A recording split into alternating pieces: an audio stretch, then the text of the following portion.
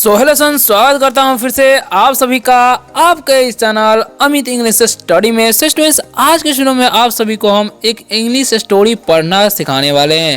यानी कि अगर आपको किसी भी वर्ड को उच्चारण करने नहीं आता है तो वो कैसे करना वो भी बताएंगे, और साथ ही में उसका इंग्लिश टू हिंदी ट्रांसलेशन क्या होता है वो भी सिखाएंगे, है ना। यानी कि ढेरों सारी वर्ड मीनिंग भी आपको पता चलने वाला है, जिससे आपका वर्ड स्टॉक बढ़ने वाला है। तो चलिए स्टार्ट करते हैं। वीडियो अगर अच्छा लगेगा वीडियो को लाइक जरूर कीजिएगा और चैनल को सब्सक्राइब करके बेल आइकन दबाइएगा।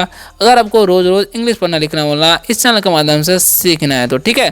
तो सबसे पहले बढ़ते हैं, हमारा टॉपिक क्या है ध्यान से देखिएगा। तो लिखा हुआ है यहाँ पर THE, तो इसे हम लोग पढ़ते हैं द, और STRANG है ना, तो इसे हम लोग पढ़ते हैं स्ट्रैंज। क्या पढ़ते हैं? स्ट्रैंज पढ़ते हैं, ठीक है। और जी रहता है जब भी तो उसका ज होता है, इसलिए ज कहे हैं, ठीक है। और FIS से पढ़ेंगे फिश, द स्ट्रैंज फिश। अब इसका मतलब होता है क्या है जी? अजीब। स्ट्रैंज मतलब क्या होता है? अजीब, ठीक है। और फिश मतलब मछली, यानी कि अजीब मछली इस स्टोरी का नाम होने वाला है, और इस स्टोरी को हम पढ़ने वाले हैं, ठीक है। तो चलिए शुरू करते हैं। बस आप लोग जो है वीडियो को लाइक कर दीजिए और लास्ट तक बने रहिए ताकि आप अच्छे तरीके से इंग्लिश पढ़ना लिखना बोलना सीख सकें, है ना। तो सबसे पहले नंबर से स्टार्ट करते हैं। क्या लिखा है यहाँ पर? ONCE, तो इसे हम लोग पढ़ते हैं वंस। क्या पढ़ते हैं? वंस। अपॉन, इसे हम पढ़ते हैं upon. Once upon a time, इसे हम पढ़ते हैं टाइम, टी में नहीं। देयर, इसे क्या पढ़ेंगे? देयर। वॉज, वाज नहीं पढ़ेंगे, वॉज पढ़ेंगे। ए फिश, इसे क्या पढ़ेंगे? फिश, ठीक है। यानी कि once upon a time there was a fish. इसका मतलब क्या होगा वही समझिए। वंस मतलब होता है एक बार, ठीक है। वंस मतलब एक बार, अपॉन मतलब होता है ऊपर, ठीक है। ए मतलब होता है एक, और टाइम मतलब समय। तो जब भी वंस अपॉन ए टाइम रहेगा ना, उसका मतलब हो जाएगा एक समय की बात है। देयर मतलब वहाँ, लेकिन यहाँ पर इसका मतलब नहीं निकलेगा। वॉज मतलब था, ए मतलब एक, फिश मतलब मछली, ठीक है। यानी कि once upon a time there was a fish. क्या होगा ध्यान से समझिएगा। इसे इंग्लिश टू हिंदी ट्रांसलेशन करते हैं। वंस अपॉन ए टाइम यानी कि एक समय की बात है। देयर वॉज ए फिश यानी कि एक मछली थी, ठीक है। वो एक समय की बात है, एक मछली थी, ठीक है। अब बढ़ते हैं नेक्स्ट सेंटेंस की तरफ। तो नेक्स्ट क्या हमारा लिखा हुआ है ध्यान से समझिएगा। देखो हिज, इसे हम क्या पढ़ेंगे? His name, his name was Peter. इसे हम क्या पढ़ते हैं? पीटर नाम है, ठीक है। His name was Peter. इसका मतलब क्या होगा वही समझिए। तो इसका मतलब हो जाएगा उसका, ठीक है। और नेम मतलब नाम, और मतलब था, उसका नाम था पीटर। उसका नाम क्या था? पीटर था, याद रखना है। उसका नाम क्या था? पीटर था, ओके। अब इसका इंग्लिश टू हिंदी ट्रांसलेशन क्या हो जाएगा? हिज नेम वॉज पीटर, यानी कि उसका नाम पीटर था, ओके। अब बढ़ते हैं नेक्स्ट इंपॉर्टेंट, नेक्स्ट जो है पैराग्राफ क्या है लिखा हुआ है यहाँ पर HE, तो इसे हम पढ़ते हैं ही, और इसे पढ़ते हैं thought. He thought he was a very strong, ठीक है। ही thought he was a very strong fish, okay. अब इनसे का मतलब समझिए क्या होगा। तो ही मतलब वह, या वैसे बोल सकते हैं उसने, ठीक है। उसने, थॉट मतलब सोचा, ओके, क्योंकि वर्ब का दूसरा रूप है। ही मतलब वह, था, ए मतलब एक, वेरी मतलब बहुत, स्ट्रॉन्ग मतलब मजबूत, ठीक है। फिश मतलब मछली, ओके। इसका इंग्लिश टू हिंदी ट्रांसलेशन समझिए। ही थॉट यानी कि उसने सोचा, he was a very strong fish यानी कि उसने सोचा कि वह बहुत ही मजबूत मछली है, ठीक है। ये सोचा उसने, कौन? मछली ने सोचा। आगे बढ़ते हैं। आगे क्या है ध्यान समझिएगा। वीडियो अगर अच्छा लगा वीडियो को लाइक जरूर कीजिएगा, ठीक है। आगे बढ़ते हैं। क्या लिखा हुआ है जी? ध्यान से समझिए। नेक्स्ट पैराग्राफ की तरफ बढ़ते हैं। तो लिखा हुआ है यहाँ पर, क्या लिखा हुआ है? पीटर, नाम पीटर है तो लिखा हुआ है पीटर ऑर्डर्ड। क्या हो जाएगा? Ordered other fish to do things, ठीक है।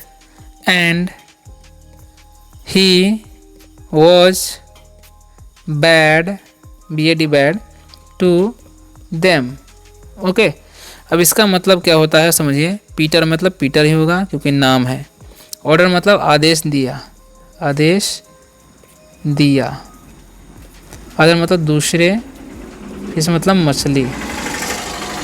ओके, टू मतलब होता है को, डू मतलब करना, थिंग्स मतलब वस्तु होता है, वस्तु ये होगा क्योंकि वर्ब का दूसरा रूप है, सॉरी प्लूरल फॉर्म है। एंड मतलब और, ही मतलब वह, वही मतलब था, बैड मतलब बुरा, टू मतलब होता है को, दे मतलब उनके। ठीक है, तो अब इन सभी का मतलब क्या हो जाएगा वो समझिए।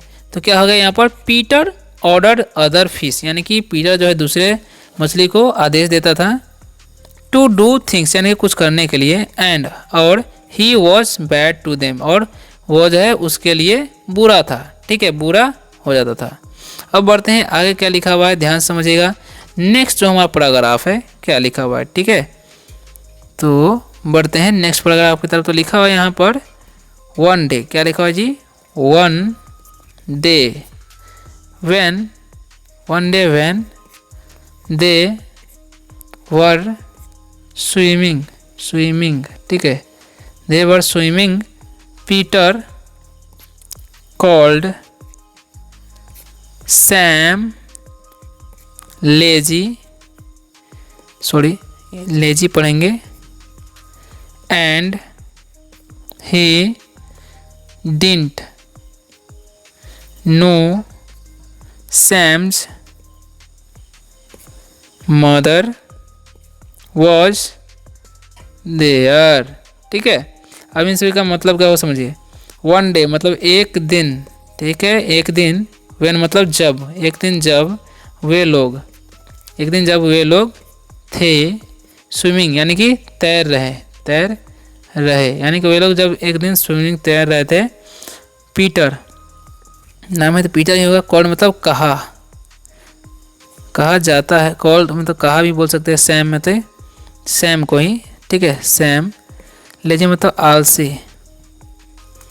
एंड और ही मतलब वह, डिडंट मतलब नहीं, नो मतलब जानता था, जानता था, सैम मतलब सैम की, क्या हो जाएगा, सैम की, क्योंकि सिस्टोपियस है तो की हो जाएगा, मदर मतलब माँ, सैम की माँ, वॉज मतलब थी, देर मतलब वहाँ। ठीक है, अब बढ़ते हैं आगे, क्या लिखा हुआ है, यानी कि जो पीटर था सैम को आलसी सैम बोल दिया, और वो नहीं जानता था कि उसकी माँ वहाँ पर है। ओके, उसके बाद क्या होता है ध्यान से समझिए।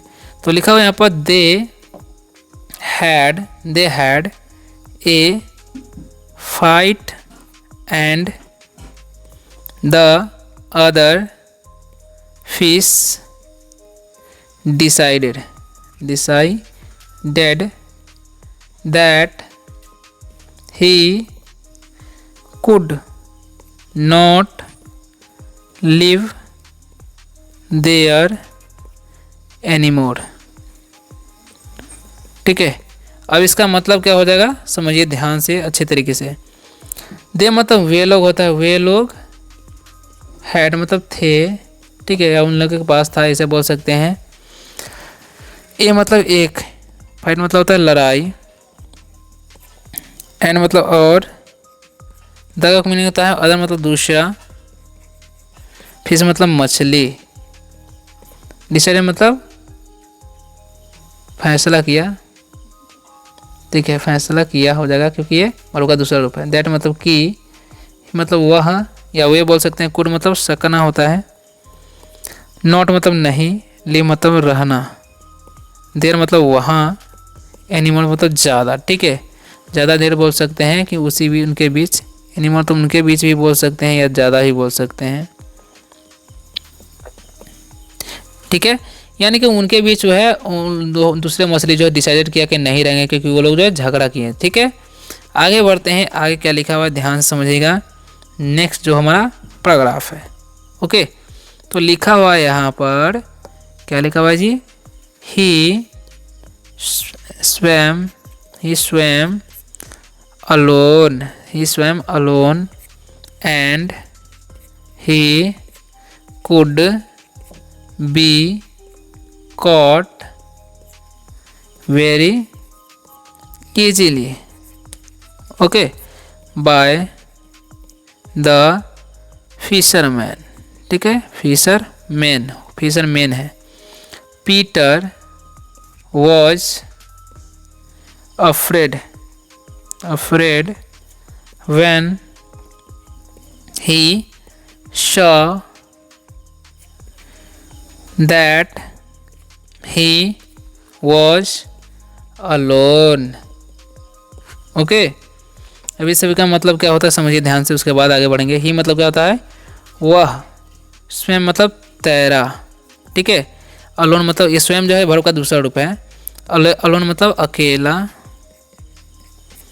एंड मतलब और, ही मतलब वह, कुड मतलब सका, भी मतलब होना होता है, कॉट मतलब पकड़, पकड़ना, पकड़ा हो जाएगा क्योंकि वर्ब का दूसरा रूप है। कैच मतलब पकड़ना था। वेरी मतलब बहुत, इजली मतलब आसानी से, ठीक है। बाई मतलब द्वारा, द को फिशर मतलब मछुआरा जो मछली पकड़ता है। पीटर मतलब पीटर नाम है, ठीक है। वो जो मतलब था। अफ्रेड मतलब डरा हुआ, डरा हुआ। वेन मतलब जब, ही मतलब वह, शो मतलब देखा, वह जब देखा, कि दैट मतलब यहाँ पर की होगा, वह था, और मतलब अकेला, यानी कि वह जब देखा अकेला है तो वह डर गया था, ठीक है, क्योंकि वह मछुआरे से पकड़ा गया था आसानी से। आगे बढ़ते हैं, आगे क्या लिखा हुआ है ध्यान से समझिएगा। नेक्स्ट पैराग्राफ है तो क्या, so he went, so he went to the other, so he went to the other fish and said, ठीक है। अब इसका मतलब समझिए ध्यान से क्या होगा, ठीक है। इसको मतलब हो जाएगा इसलिए, इसलिए वह गया, क्योंकि वर्ब का दूसरा रूप है।